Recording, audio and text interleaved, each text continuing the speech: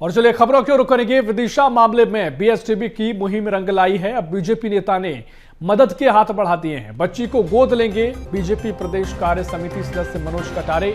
विदिशा मामले में बीएसटीबी की मुहिम रंग लाई है। खबर को अपने प्रमुखता से दिखाया, संवेदनाएं उकेरी और अब बीजेपी नेता ने मदद के हाथ आगे बढ़ाए हैं। बच्ची को गोद लिया जाएगा। बीजेपी प्रदेश कार्य समिति सदस्य मनोज कटारे बच्ची को गोद लेंगे।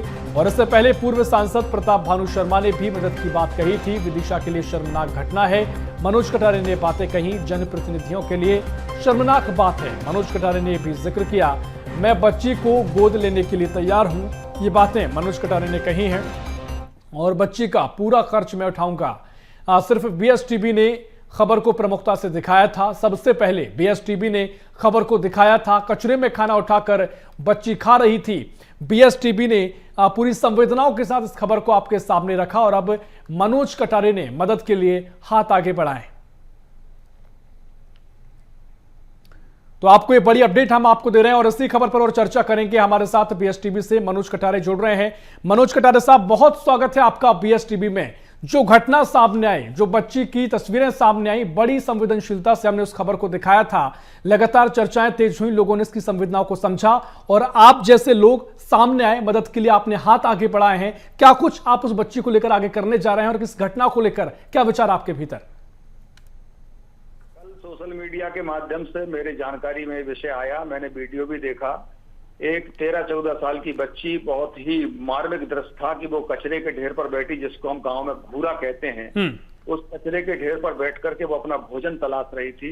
और उसमें जो उसको बचा कुचा खाना, गंदगी से सराबोर वो खाना था और उसमें से बीन बीन करके वो खा रही थी। ये हमारे जैसे सभ्य समाज के लिए ये बहुत दर्दनाक और बहुत ही दुखद घटना थी ये। तो मुझे, जब मैं आज कहीं बाहर था, आज जब मेरे संज्ञान में जब विषय आया, वो बच्ची हालांकि भी मिल नहीं रही है, लेकिन मैंने ये लोगों से कहा है, मैं आपसे भी कह रहा हूँ अपने मीडिया के माध्यम से, अगर वो बच्ची कहीं मिल जाती है, अगर वो अनाथ है, अगर वो बेबस है, उसके पास रहने के लिए घर नहीं है, उसके पास पढ़ने के लिए किताब नहीं है, खाने के लिए भोजन नहीं है, मैं सारी व्यवस्था उस बच्ची की करने के लिए तैयार हूँ। उस बच्ची को मैं वैसा पालना चाहता हूँ जैसे मैं अपनी बच्ची को पालता, और उसके लिए एक सम्मानजनक जिंदगी देने का मैं वायदा करता हूँ। उस बच्ची को मैं पालना चाहता हूँ। बिल्कुल मनोज जी, एक आपका एक एक शब्द बच्ची के लिए बहुत महत्वपूर्ण। और जो लोग इस खबर को देख रहे हैं वो, क्योंकि वो संवेदनाएं देखकर कोई भी हैरान था कि कैसे ये तस्वीरें सामने आती हैं। जो बच्ची इतनी लाचार दिखाई दी, कचड़े में से खाना बीन बीन कर खा रही है, आपने उसकी संवेदनाओं को समझा। बहुत स्वागत करने योग्य आपका ये पहल है, आपकी सोच है, सलाम हम आपको करते हैं। लेकिन मनोज जी, तस्वीरें क्यों सामने आती हैं? क्योंकि अब हम बहुत आगे बढ़ चुके हैं, प्रदेश ने बहुत तरक्की कर ली है, पहले जैसा समय नहीं रहा है। अब ये तस्वीरें क्यों देखने को मिलती हैं?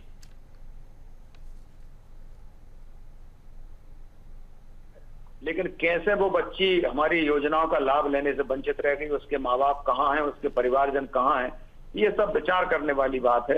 लेकिन कुल मिलाकर के बहुत दुखद घटना है और ऐसी दुखद घटना हमारे समाज के लिए कलंक जैसा है। वास्तव में ये घटना हमारे सब समाज के लिए ये देखने लायक नहीं है, ये बहुत दुखद है। बिल्कुल मनोज जी, क्या क्या बच्ची के लिए किया जाएगा? क्योंकि बच्ची, अभी आपने कहा कि वो बच्ची का पता किया जा रहा है, तलाश की जा रही है, बच्ची मिलती है, किस तरह से उसके जीवन को बदलने की कवायद आप देख रहे हैं? उसकी जिंदगी सम्मानजनक वो जी सके, अच्छी शिक्षा पा सके, अच्छे तरीके से वो रह सके, अच्छा वो जिंदगी जी सके, उसके लिए जो जो भी संभव हो सकता है। एक अच्छे परिवार में एक बेटी जिस तरह से रहती है, उसको जिन सुविधाओं की आवश्यकता पड़ती है, वो सारी सुविधाएं देने का काम मैं करूंगा।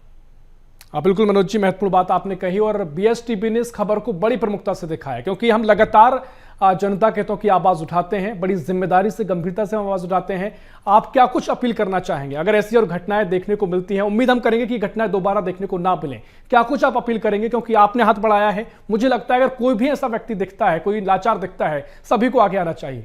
मनोज जी, बिल्कुल आना चाहिए। हमारे सब समाज में इस तरह के दृश्य बहुत दुखदायी हैं और इस तरह से कोई भी बच्चा अगर किसी भी सुविधा से वंचित है, उसको हमारे जैसे जितने भी लोग हैं सबको आगे आना चाहिए। चाहे उसको शिक्षा का कोई अभाव हो, या उसको पहनने के लिए कपड़े ना हो, खाने के लिए भोजन ना हो, रहने के लिए घर ना हो, ये सारी सुविधाएं अगर किसी बेटी के लिए, किसी बेटे के लिए, किसी लाचार गरीब बेबस के पास नहीं है, हम जैसे सारे लोगों की जिम्मेदारी है।